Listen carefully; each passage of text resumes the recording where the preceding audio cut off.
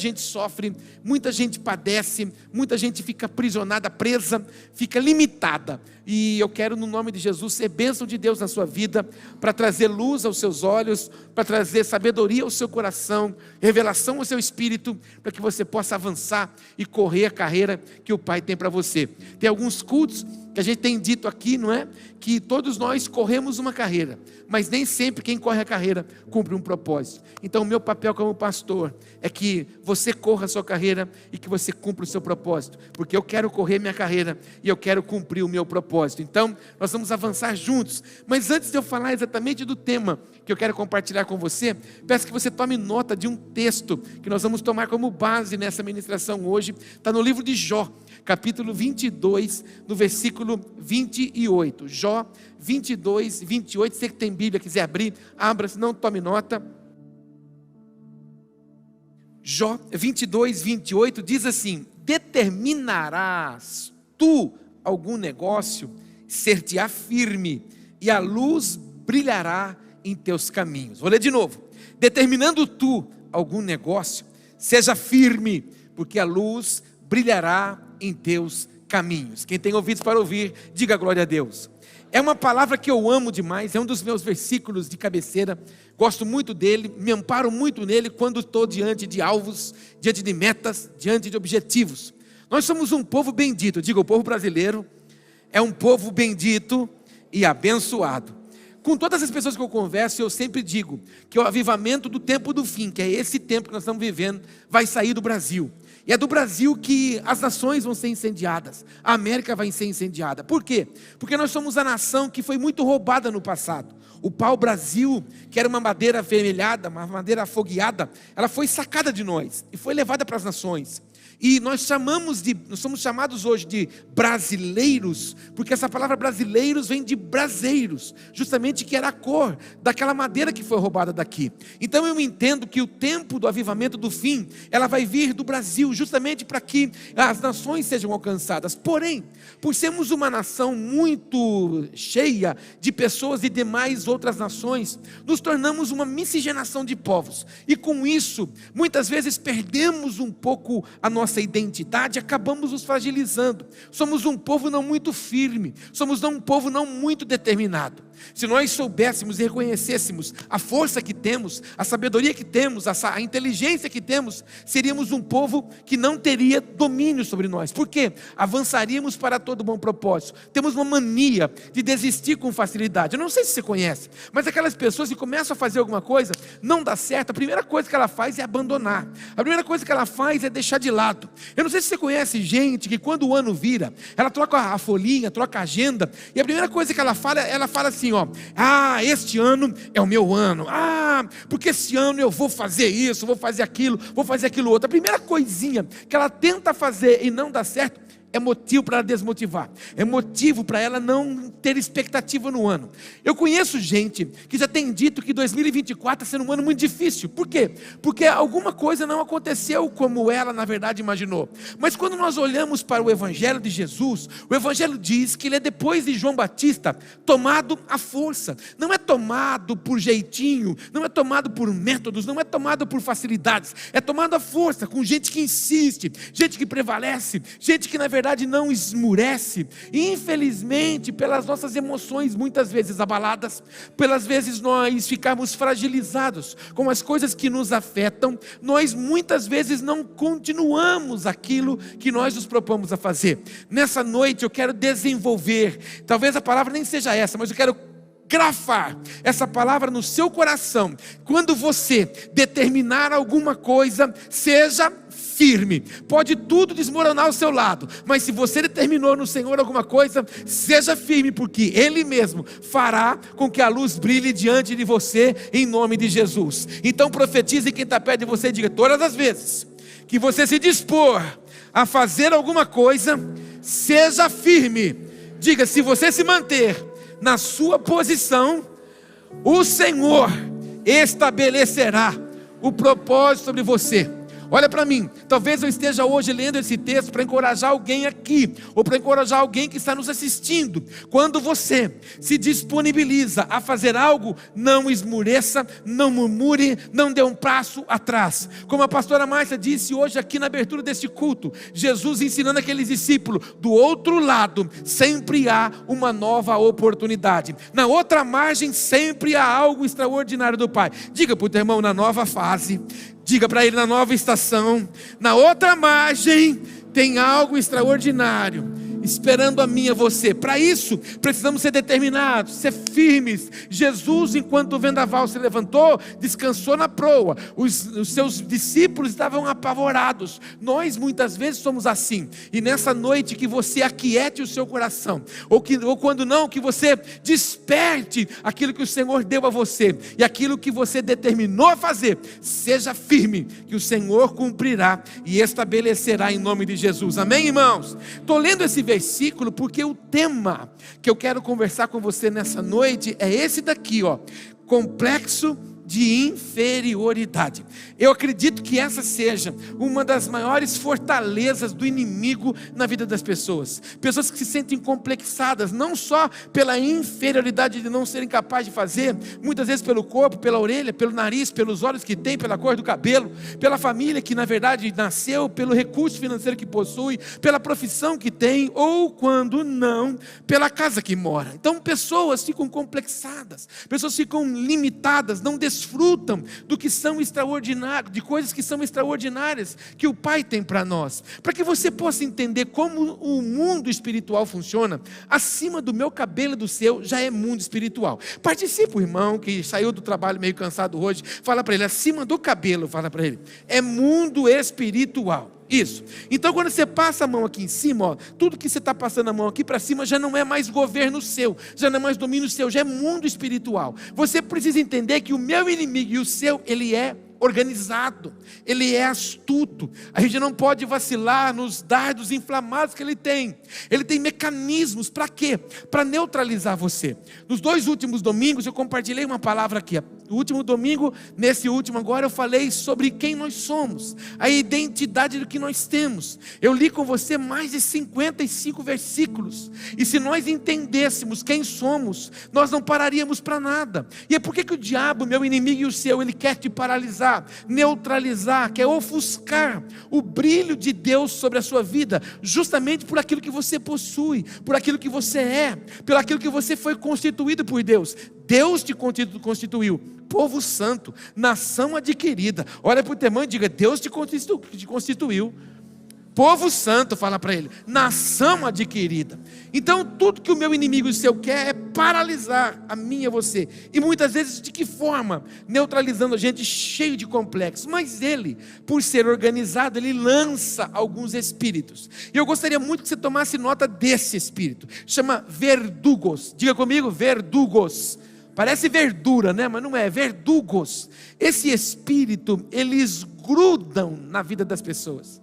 E eles ficam como se fossem setinhas, como se fossem aguilhõezinhos, que ficam o tempo todo gerando condenação, que fica o tempo todo trabalhando na vida da pessoa, a ponto dela não me esquecer. Eu quero falar com pessoas aqui que são crentes em Jesus, pessoas que desceram as águas do batismo, pessoas que disseram assim, Jesus, eu estou confessando os meus pecados, mas ainda continua preso, mas ainda você fica limitado em algumas coisas. Não estou falando somente em complexos de inferioridade, estou falando em tudo. É melindroso, é melindrosa, é limitado, não sabe lidar com o não. Acho que quando alguém diz não, reprovou você. Justamente por quê? Porque Satanás, ele é assim. Ele envia esses espíritos, justamente para quê? Para ficar o tempo todo nos condenando, nos acusando. E quando nós falamos a respeito da palavra verdugo, e vamos buscar a tradução dela, significa carrasco, indivíduo cruel, desumano, que dá maus tratos a alguém. Então esse espírito das trevas é justamente para quê? Para impedir, limitar a mim e você de acessar o que Deus tem de extraordinário para mim. Deus não me fez para humilhação. Deus não nos fez para vergonha. Deus não nos fez para cativeiros da alma. Deus não nos fez para vivermos lotados de depressão. Não, são as escolhas que fazemos, são aquilo que nós escolhemos alinhar, aquilo que nós escolhemos depositar. Eu contei para vocês já há algum tempo atrás, quando eu ouvi o diagnóstico, eu recebi a ligação do diagnóstico de que eu tinha um câncer na minha tireoide e que precisava tirar. A palavra maligna, ela soa na mente das pessoas de uma forma terrível. Se você não estiver ajustado emocionalmente, psicologicamente, você se afunda de verdade. Por quê? São setas. E eu conversava com algumas pessoas e todos que receberam um diagnóstico como esse me disseram a mesma coisa. Quando você ouve a palavra, você está com um tumor maligno, o que você começa a ver espiritualmente, você começa a enxergar o seu fúnebre, você já começa a ver você morto, você já começa a ver que as coisas não têm mais jeito. O que são isso? Espíritos verdugos que grudam nas nossas emoções, justamente para quê? Para que a gente não tenha fé, porque fé é crer naquilo que não existe. É quando você pega um laudo médico e você vê o diagnóstico e você diz: eu tenho fé. Fé é certeza, convicção absoluta, posicionado em um lugar que você não sai por nada, independente daquilo que está escrito, você crê que Deus pode abençoar você. Mas o que o Satanás faz? Ele envia mensageiros justamente para quê? Para aninhar a minha vida e a sua, atormentar a minha vida e a sua. Eu, no nome de Jesus, quero ser profeta de Deus sobre a sua vida. Se por uma acaso você tem sofrido hoje nas suas emoções e esses espíritos têm atormentado você, eu quero declarar no nome de Jesus: o sangue de Cristo já foi derramado na cruz e aspergido sobre mim e sobre você, e nós somos libertos para a glória de Deus. Se o Cristo nos libertou, nós vamos acessar o que Ele tem para nós em nome de Jesus, e esse cativeiro não será para mim e nem para você, em nome de Jesus. Diga para o teu irmão: você vai sair daqui livre hoje de toda a cilada do inimigo nas suas emoções, em nome de Jesus. Então, esse espírito, esse complexo de inferioridade, ele está diretamente relacionado à imagem que fazemos de nós mesmos. Repete comigo a imagem que eu faço de mim. Diga: eu sou um derrotado. O que você é? O que você é? Então diga: eu sou um vencedor. Esta é a imagem que você tem que ter de você, independente das coisas estarem acontecendo ou não. Se deu certo ou não deu, você é mais do que vencedor. É a imagem que você tem de você. A nossa pastora, a pastora Márcia, ensina a gente, nas clínicas da alma, uma frase que eu amo ela. E quando eu comecei a ser ministrado lá atrás, há muitos anos atrás, eu carreguei essa frase comigo. Não adianta, querido, autopiedade e poder não andam juntos. Ou você vive cheio de poder de Deus, ou você vive cheio de autopiedade. Ou você fica contando para todo mundo as suas fraquezas, os seus lamentos, as suas angústias, as suas amarguras, aquilo que na verdade não está acontecendo. Ou você vive cheio do poder de Deus, dizendo: não aconteceu como eu esperava, mas Deus continua sendo o mesmo e estabeleceu o seu trono de governo sobre a minha vida. E eu falo isso, eu tenho pânico quando eu encontro aqueles crentes que na verdade a única coisa que ele sabe falar é contar luta, é contar prova, não deixou ser transformado, não deixou ser renovado pela mente. Você encontra ele, a primeira coisa que ele fala: e as lutas?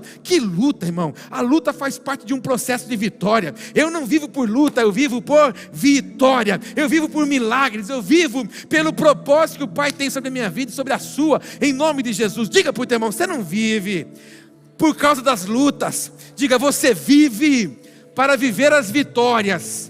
Quem tem vitória no Senhor? Então bate palma para Ele, porque Ele é maravilhoso. Próxima vez, faça que nem eu. A próxima vez que você encontrar algum crente e ele perguntar para você: e aí, irmão, como é que tá as lutas? E os inimigos? Você olha para ele, faz uma cara de águia furiosa e diz para ele: foram todos vencidos e abatidos pelo Rei da Glória, porque o Senhor já estabeleceu o trono de governo em nome de Jesus. Mas que mania que a gente tem de ficar exaltando aquilo que o nosso inimigo faz. Não, nós temos que exaltar aquilo que o nosso Deus faz, aquilo que o nosso Deus é, aquilo que Ele já preparou para mim, já providenciou para você. Você precisa sair daqui hoje corretamente ajustado com a imagem que você tem de você. Você é o melhor de Deus. Conta, elogia, faz um sorriso, pelo amor de Deus, e diga para o irmão: você é o melhor de Deus. Irmão, naquilo que você faz, você é o melhor. O Senhor achou os melhores. Até dizem que tem gente melhor, mas Ele achou gente boa. Gente boa está aqui hoje. Diga, eu sou gente boa demais. Isso, naquilo que você faz, você é bom. O problema é que às vezes você não tem vontade. Diga para o teu irmão, fala para ele, você é bom, mas você não tem muita vontade. Fala para ele. Isso. Tem gente que é bom, mas não tem vontade. Tem gente que acha que vai acordar cedo e vai vir um anjo dourado, um querubim ungido, vai bater asas na porta de casa e vai dizer: o que queres que eu te faça, varão? Não, tem que ir para a luta, irmão, tem que ir para a peleja, tem que suar, tem que usar a habilidade que Deus te deu. A impressão digital não é só para colocar em documento, a impressão digital é para deixar as marcas onde você passa, contando a sua história. Há pessoas que na verdade gostam de ler a história dos outros, eu gosto de contar as minhas, para que os outros leiam a minha, e assim seja a sua também, em nome de Jesus. Que você tenha uma imagem ajustada de quem você é hoje. Diga: eu não sou aquilo que o mundo diz que eu sou. Diga: eu sou o que a Bíblia diz que eu sou. O que a Bíblia diz que você é? Mais do que vencedor em Cristo Senhor. Amém? Complexo de inferioridade está ligado diretamente à imagem que fazemos de nós. Quem sofre desse complexo geralmente tem uma imagem distorcida de si. Olha só, quem sofre com complexo de inferioridade tem uma imagem equivocada dela mesma. Ela não tem capacidade de se elogiar, ela só se mutila, ela só se anula, ela só corta os lugares onde ela está. Ela não consegue ver a capacidade de Deus na vida dela, ela não consegue ver a habilidade de Deus na vida dela, ela consegue valorizar os outros. Toma muito cuidado, querido. Minha filha, a Débora, foi ministrar aos jovens outro dia. Ela disse assim: sabe, nós temos uma mania de olhar muito o capim do quintal do vizinho. Mas toma muito cuidado, ela disse, porque o mundo moderno muitas vezes faz que alguém plante grama sintética. E grama sintética tem aparência, mas não tem essência. A grama sintética tem uma coloração bonita, mas não tem raiz. Mas ela não desfruta da providência, da provisão. A gente é muito assim, a gente valoriza demais o que os outros têm. Às vezes um vizinho bem sucedido, a gente coloca o pescocinho na nossa janela e fica falando: nossa, nem crente é. Essa é a mania. E às vezes uma areazinha, um lugarzinho não tratado na sua vida impede você e eu, nós, de desfrutarmos do melhor de Deus. Um complexozinho, uma limitação. Já tem alguns cultos que eu tenho falado isso aqui deve ser para alguém em específico. Recebeu convites, recebeu propostas para assumir um lugar de honra, um lugar maior na empresa que trabalha, mas se julgou incapaz, se julgou a incapaz. Não, para alguém sim, menos para mim. Por quê? Área não resolvida, uma frustração talvez, uma situação, uma palavra, uma cena da sua infância, da sua história, da sua família, algo que marcou você, impede você de acessar o melhor que o Pai tem. E é um grande problema, porque a gente começa a ter uma imagem distorcida de nós, e ao mesmo tempo, esse tipo de imagem em relação aos outros, ou seja, aquilo que eu vejo em mim, eu começo a olhar para as pessoas. E o problema é quando a gente começa a contaminar as demais pessoas. E o texto continua dizendo, tipo de imagem em relação aos outros, em relação à sua vida, e também em relação a quem? Ao Criador, isto é, passa a ver tudo e a todos distorcidamente. Então tem gente que não consegue ver e desfrutar de uma bênção de Deus, ou da providência de Deus, ou de um milagre de Deus. Por quê? Porque ela tem uma imagem distorcida dela, de incapacidade. Ela olha para outra pessoa e vê também uma imagem de incapacidade nela, e automaticamente ela diz: se eu não consigo, e nem quem está perto de mim, o Senhor também não vai me abençoar. Então ela começa a se anular, se afastar. O meu Deus, o seu Deus, o meu Pai, o nosso Pai, Ele é soberano e poderoso, e fará infinitamente mais do que pedimos, ou do que pensamos, quando estamos totalmente ligados nele, em nome de Jesus. Amém, amados? E aí, eu quero mostrar para você a história de um personagem bíblico que nós conhecemos. Até que ele entenda e ele compreenda quem ele é, ele se sente fragilizado. Quem é? Gideão. Juízes, capítulo 6, verso 14, diz assim: então o Senhor olhou para ele e disse: ô Gideão, vai nessa tua força e livrarás a Israel das mãos dos midianitas. Porventura não te enviei eu? Ô Gideão, você é valoroso, você está cheio de virtude, você está cheio de graça. Irmãos, o Senhor destacou um anjo para visitá-lo, para instruí-lo, para encorajá-lo. E qual era a visão que ele tinha dele? Versículo 15, diz assim: e ele lhe disse: Senhor meu, com que eu livrarei Israel? Olha a visão que ele tinha dele. Olha a visão que ele tinha das pessoas que estavam ao redor dele. Deus deve estar falando com alguém aqui hoje. Deus está curando a história, a raiz de alguém hoje aqui. Ele diz assim, Ele mesmo diz, ninguém diz, é Ele quem diz. Ele diz assim: Senhor meu, com que eu livrarei Israel? Eis que a minha família é a mais pobre. Todo mundo ao nosso redor possui, menos a gente. O pouquinho do trigo que a gente possuía, estou aqui eu nesse lagar malhando trigo, porque na verdade nós somos os pobrezinhos, os coitadinhos da história. Olha a visão que ele tinha dele. O texto continua. E eu, o menor na casa do meu pai. Tem gente melhor do que eu.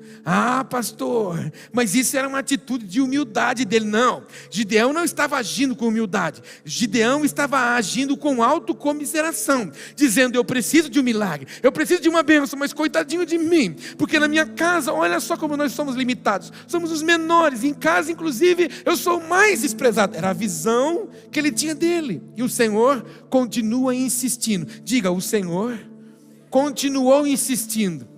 Eu sinto no meu espírito que Deus está insistindo com alguém hoje aqui. Olha o que ele continua dizendo no verso 16. E o Senhor lhe disse: porquanto eu hei de ser contigo. Ô Gideão, além de você ter força para ir, a minha presença vai com você. Eu vou estar na dianteira, eu vou estar no controle do negócio. Olha o que Deus estava falando para ele. Tu ferirás os midianitas como se fossem um só homem. Ô Gideão, o exército vai vir para cima de você, mas porque a minha presença vai com você, porque eu escolhi você, porque eu separei você, porque há graça em você, há unção em você, há autoridade em você, e eu estou falando para você também, há tudo isso em você, então você vai destruir como se fosse um homem. A peleja, Gideão, vai ser fácil. Gideão bateu no peito e se alegrou, amém? Não, verso 17. E ele disse: Senhor. Quando eu leio o texto, eu fico imaginando a cara do Gideão. Senhor, assim, se eu tenho achado graça aos teus olhos, me dá um sinal. Se sou eu começaria a piscar para ele, sabe? Se sou eu. Mas, o Gideão, o Senhor falou para ele: eu sou com você, eu estou com você, a peleja é eu que vou pelejar por você, você vai acabar com os seus inimigos. Gideão, olha quanta coisa vai acontecer. Se é o Senhor mesmo que fala comigo, dá um sinal para mim. Olha como ele estava preso, olha como ele estava cheio de limitação, olha como ele estava escondido dentro de uma dor. Talvez eu esteja pregando hoje para alguém que já recebeu, tanto aqui ou em tantos outros lugares, tanta palavra profética. Deus já direcionou tantas palavras acerca de você, e você sempre reagiu dizendo assim: se fosse com o fulano, né? Porque isso aí com o fulano dá, mas comigo não. Quantos de nós já não reagimos a palavras que Deus direcionou a nós dessa forma também? Então, a partir daqui, eu quero mostrar para você como Gideão estava se comportando. Ele se apresenta como inapto para a realização do propósito que Deus tinha para Israel. Primeiramente, ele apresentou a sua condição social, menor dentre a família, mais pobre da tribo de Manassés, e em seguida, exigiu que o anjo do Senhor lhe desse um sinal. Pessoas com complexo de inferioridade tendem a desconfiar. Diga para o teu irmão: gente desconfiada tem um lugarzinho não resolvido dentro dela. Tem gente que é só desconfiança. A vida dela está norteada em desconfiança. Quando você não consegue confiar em nada e em ninguém, é porque alguma coisa aconteceu na sua história, alguma coisa aconteceu na sua jornada, e ali houve um dano, e esse dano roubou você. Isso aqui é perigosíssimo, porque a tendência natural do ser humano é que quando ele é afetado, ele levanta muralhas de proteção. Então todo mundo que se aproxima dele, ele acha que é um predador igual àquele. Isso acontece muito na área afetiva, na área emocional, em relacionamentos. Ou um relacionamento não aconteceu da forma como esperava, então todas as pessoas que se aproximarem, a tendência é que você ofusque. Por quê? Mais um predador, mais uma predadora, mais outra pessoa que vem mexer com as minhas emoções. Foi caluniado, foi esquecido, alguém na verdade que bateu nas suas costas e disse: estamos juntos até o céu, e na verdade nunca mais esteve perto de você, afetou seus sentimentos. Você faz o quê? Você tende a se aproximar de outras pessoas dizendo assim: opa, vou com um pouco de calma agora, porque eu me lembro do que aconteceu lá atrás. Irmão, a gente tem que ser que nem Paulo, esquecendo-me das coisas que para trás ficam, eu avanço para todas aquelas que estão adiante de mim. Então, se a gente ficar permitindo que as nossas emoções fiquem limitadas limitadas a um cenário do nosso passado, a gente nunca vai avançar para o propósito excelente que o Pai tem para a nossa vida, amém, irmão?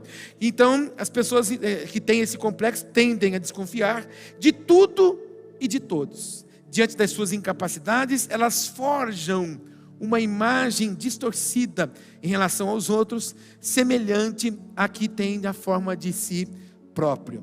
Em alguns casos, o indivíduo que sofre de complexo de inferioridade tende a apresentar-se pessimista diante da vida. Olha para o teu irmão e diga: quem tem complexos, fala, é cheio de pessimismo. A propósito, dá uma olhadinha para a esquerda e para a direita, vê se você acha algum pessimista aí. Conhece aquelas pessoas que nada dá? Vamos no culto hoje? Ah, vai chover. Ai, deu um vendaval agora aqui, vai chover. Pessimista. Aí você convida ele no outro dia, vamos no culto. Ai, está muito quente. Ah, não, Deus me livre. Tudo que você fala para ele, ele arruma uma forma.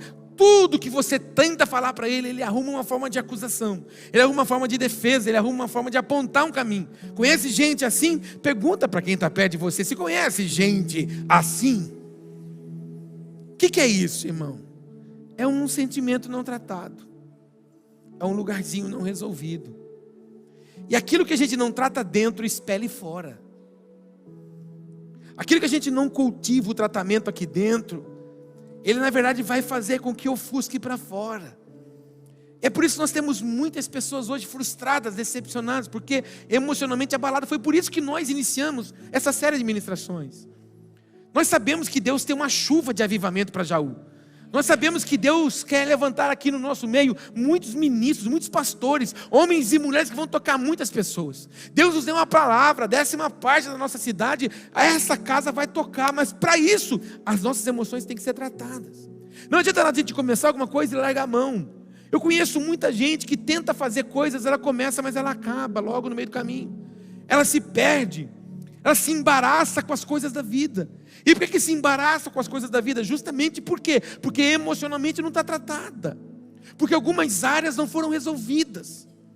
Pessoas que põem a mão, as coisas não vão. Pessoas que põem a mão, as coisas não fluem. Por quê? Porque justamente alguma coisa na vida dela não está resolvida.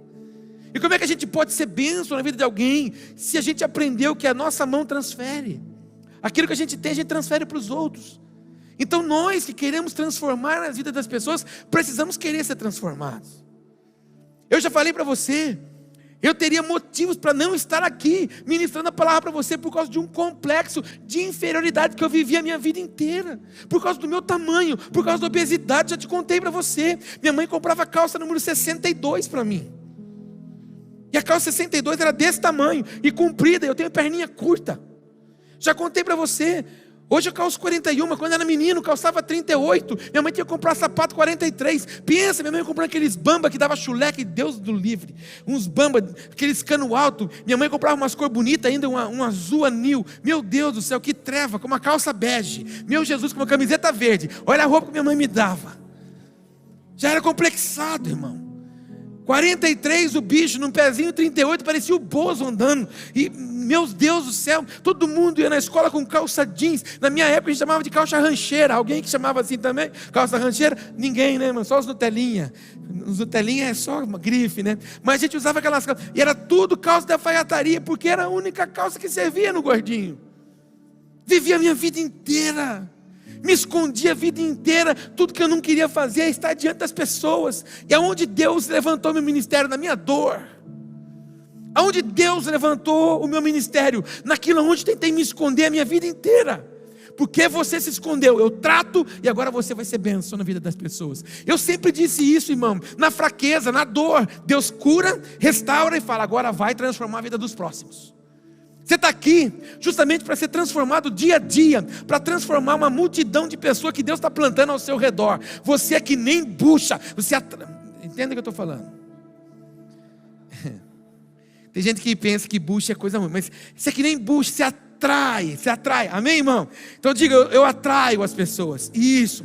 A partir de hoje você vai atrair gente, por quê? Curado, você vai curar, restaurado, você vai restaurar, apaixonado por Jesus, você vai apaixonar as pessoas com Jesus também. Quantos entendem o que eu estou falando?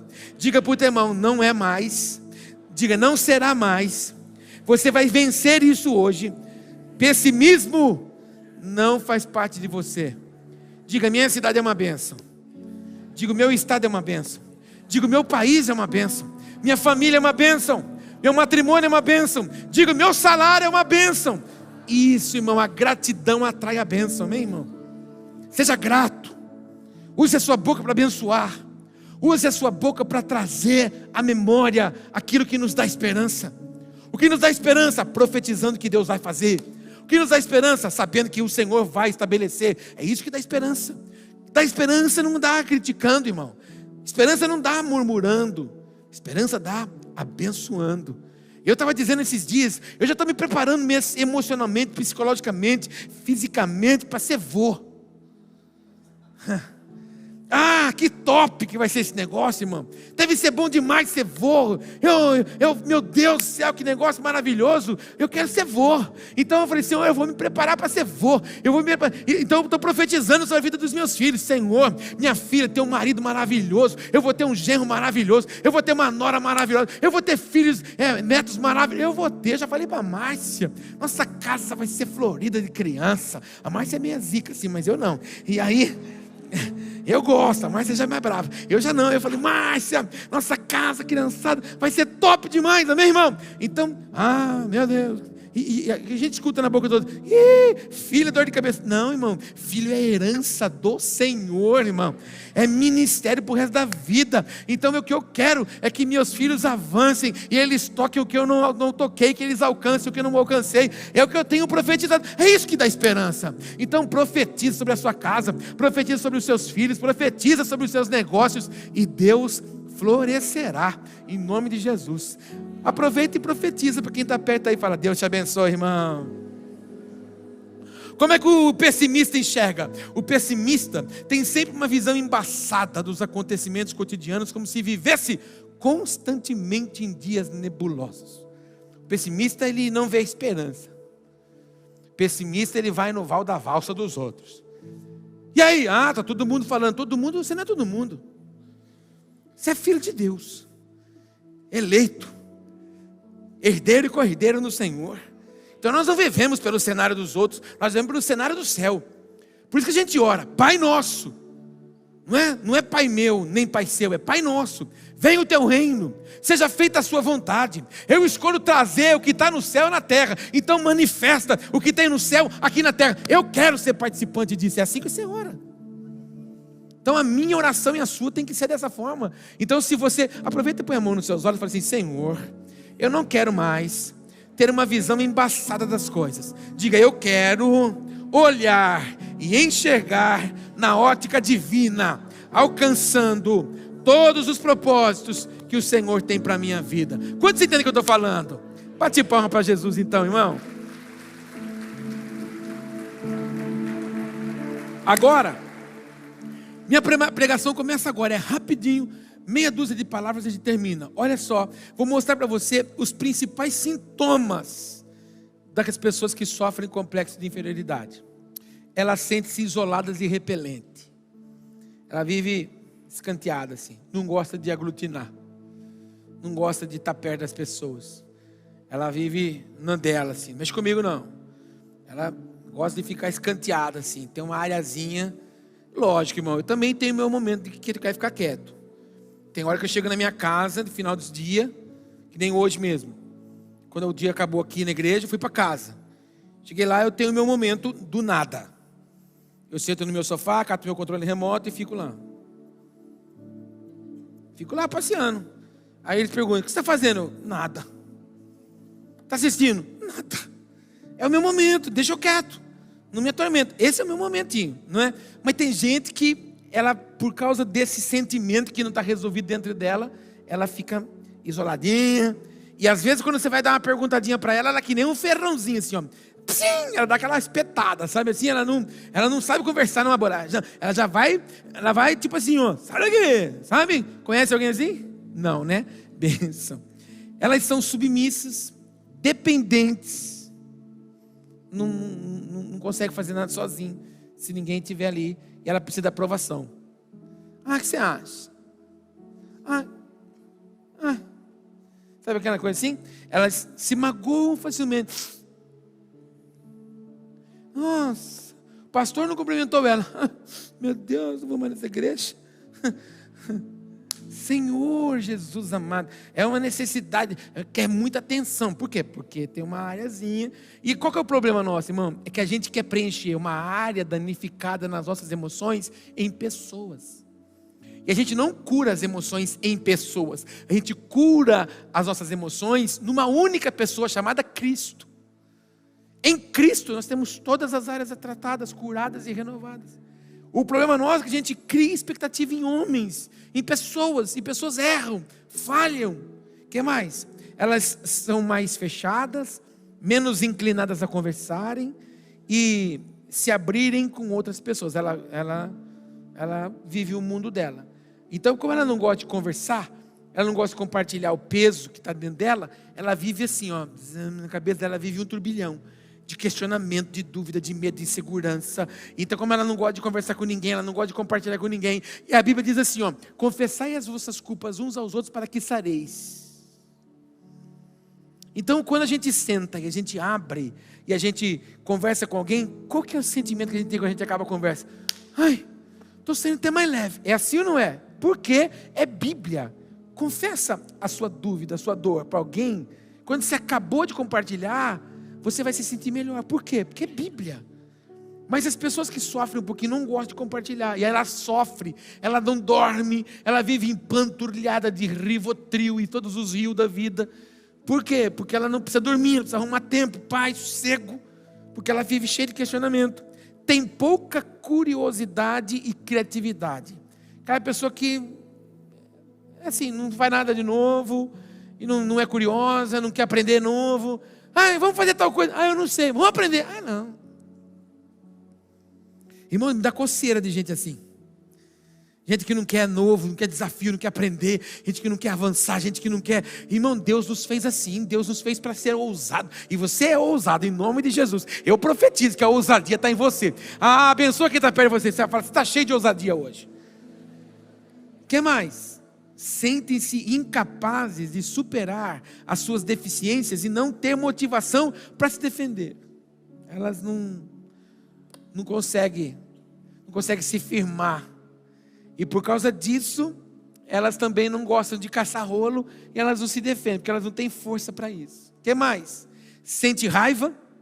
Dá uma olhadinha, vê se conhece algum raivoso aí perto de você. Vê se tem algum raivoso. Sente raiva. Mas ele tem medo de provocar esse sentimento nos outros, ou de chamar atenção para si mesmo.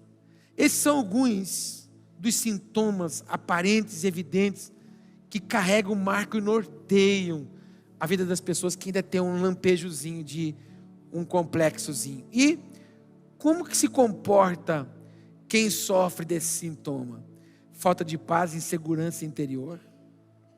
Por exemplo, quem tem um complexozinho, quando escuta uma notícia, por exemplo, que a economia do país não está boa, ele já começa a imaginar que ficou miserável. Ele já começa a guardar dinheiro embaixo do colchão, vai no supermercado, compra todo tipo de promoção que tem lá, extrato de tomate, compra 50. Porque ele acha que o mundo vai acabar, e ele está desesperado, ele começa a ficar alucinado, ele tem uma insegurança, ele não tem paz, ele fica inquieto, pouca autoconfiança. Tudo que ele faz, ele não acredita que está bom, e ele precisa que as pessoas dêem um crivo de elogio. Isolamento social, não gosta de socializar, não faz amizade. Se, por exemplo, falar, tem um encontro com gente ali, Deus me livre, eu vou para cá. É assim. Propensão a sentir ciúmes e a criticar os outros. O ciúme é uma treva. Repete isso comigo, ciúme é uma treva. É claro, irmão, que aquele que tem alguma coisa tem um sentimento por aquilo que você possui.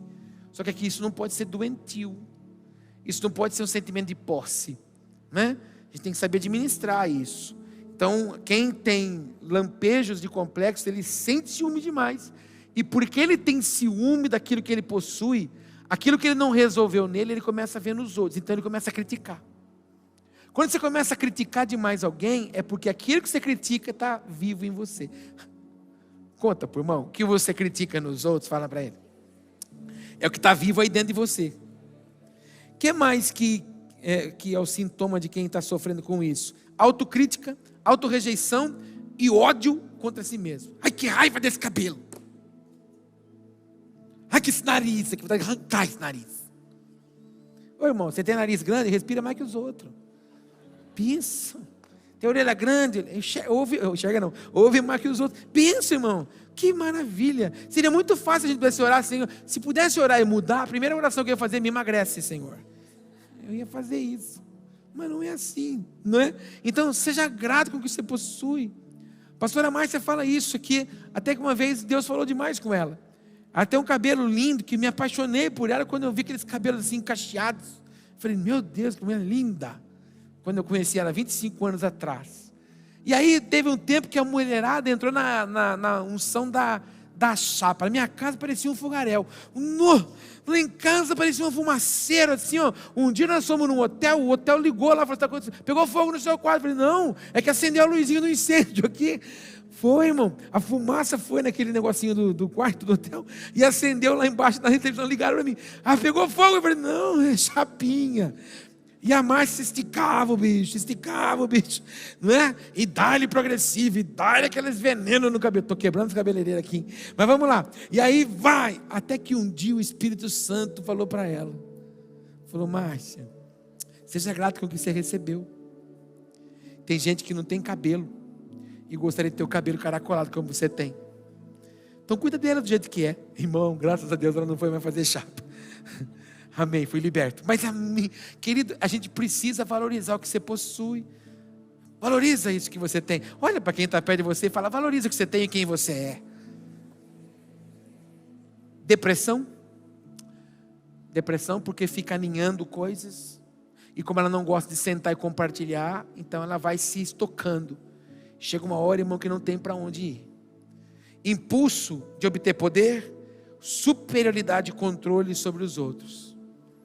Quem tem complexo é um dos sintomas parecido com a rejeição. A rejeição tem duas formas de ação. Ou a pessoa se esconde ou ela se expõe demais. E quando ela se expõe demais, ela tem necessidade de mostrar para todo mundo que o que ela tem é melhor que os outros. Quem sofre de complexo, muitas vezes precisa mostrar para as outras pessoas que ela é superior a elas, não é? E um dos sintomas bem graves, ela é covarde. Que mais? Reclama de tudo, vive discutindo. Que mais? É intolerante, não perdoa e é hipersensível. É incapaz de aceitar elogios ou expressões de amor. Tendência a ser um mau ouvinte ou um mau perdedor. Todos nós nos sentimos inferiores uma vez ou outra. No entanto, quando esses sentimentos de inferioridade duram por longo tempo, todas as ações, atitudes, sentimentos, valores e pensamentos do indivíduo são afetados. Então, todas as vezes que você se permite se sentir inferiorizado, você começa a agir, ter ações, atitudes, sentimentos, os seus valores e os seus pensamentos também começam a ser afetados. O que mais? Quem vive o passado, vive triste. Quem vive o futuro, vive ansioso. O ideal é viver o presente. Fala comigo, quem vive o passado, vive triste. Olha para o teu irmão, quem vive o futuro, vive ansioso. O ideal, fala para ele, é viver hoje o nosso presente. Os indivíduos que não valorizam o presente, é normal que desenvolvam um imenso vazio existencial, que acabará ocasionando um quadro depressivo. E aí, eu termino, fala amém. De que forma? Lendo o que você leu no início do culto comigo, Jó 22, 28. Determinando tu algum negócio, seja firme, e a luz brilhará sobre você. Então hoje, se você identificou alguma área da sua vida que você ainda está preso em algum sentimento de complexo, alguma coisa que norteou a sua história, saia daqui hoje tomando Jó 22, 28. Senhor, eu me posiciono a ser aquilo que de fato o Senhor quer que eu seja. A de fato viver, ó Pai, livre no Senhor, não mais preso em sentimentos. Me declaro livre, liberto, transformado, e vou ver os propósitos do Senhor se cumprindo sobre mim. Então fique em pé para a gente orar juntos, em nome de Jesus. Diga, eu sou o que a Bíblia diz que eu sou. Diz, eu tenho o que a Bíblia diz que eu tenho. Diga: eu posso o que a Bíblia diz que eu posso. Você lembra que nós falamos disso domingo passado? Então hoje, olhando para esse cenário de complexo, de sintomas, que muitas vezes estamos aprisionados, que eu e você tenhamos autoridade para declarar: Senhor, não permito que isso me domine, não permito que isso me governe. E Deus, quando nos ensina alguma coisa, Ele planta pessoas ao meu redor e o seu. Para quê? Para que a gente seja bênção na vida de outras pessoas. Você está cercado de gente, onde você trabalha, no convívio da sua família, no seu ciclo de amizades. Pessoas que precisam de você, precisam de uma palavra, de uma orientação sua. Ministre elas com autoridade, ensine elas a sair desse cativeiro e leve elas aos propósitos que o Pai tem, em nome de Jesus. Amém? Mas bota a mão assim no seu peito um pouquinho. Pai, obrigado porque nessa noite o Senhor nos ministra e nos instrui a ser capaz de cativeiros, em que o nosso adversário nos leva, enviando os seus mensageiros, nos acusando, nos aprisionando, tirando de nós, ó Pai, a nossa verdadeira identidade, levando-nos, ó Pai, a compreender e a ver aquilo que não é nosso mais. Outrora, Senhor, vivemos presos. Outrora, Senhor, estávamos no lamaçal. Outrora estávamos, ó Pai, sendo manipulados pelo inimigo. Mas hoje somos livres no Senhor. Eu quero declarar nessa noite, Pai, que inferioridade não será mais, ó Senhor, uma seta na vida deste povo, na vida desta igreja, dessas pessoas que nos assistem ou nos assistirão. Eu quero declarar, Senhor, que hoje o Senhor reposiciona, o Senhor ajusta os sentimentos, a memória de cada um dos teus filhos. Hoje, Pai, no nome de Jesus, o Senhor, ó Pai, ajusta o espiritual de cada uma dessas pessoas, e cada um daqui, Senhor, saia reconhecendo a sua identidade, quem de fato somos, o que de fato temos, o que de fato possuímos no Senhor. Obrigado, Senhor, por nos limpar. Obrigado, Senhor, por nos trazer à existência os cativeiros que o nosso adversário muitas vezes nos faz ficar aprisionados. Senhor, somos livres para viver o melhor que o Senhor tem para nós. Somos livres para correr a carreira. Somos livres para cumprir o propósito. Senhor, cura e estabelece, Pai, propósitos do Senhor na vida dos teus filhos. Eu oro por esta igreja, para que seja forte, para que seja, Senhor, uma igreja ousada, para que seja, Senhor, um povo vibrante, um povo, Senhor, cheio de compromisso com o Senhor. Que nada mais, Senhor, que tenha afetado a nossa história, que tenha afetado o nosso passado, seja, Senhor, uma seta de acusação para impedir o sucesso do nosso presente. Senhor, em nome de Jesus, eu oro, Pai, equipando esses homens, vestindo e revestindo cada um deles com a armadura do Senhor, para avançarmos e cumprirmos aquilo que o Senhor tem destinado a nós. É assim que nós oramos, e por isso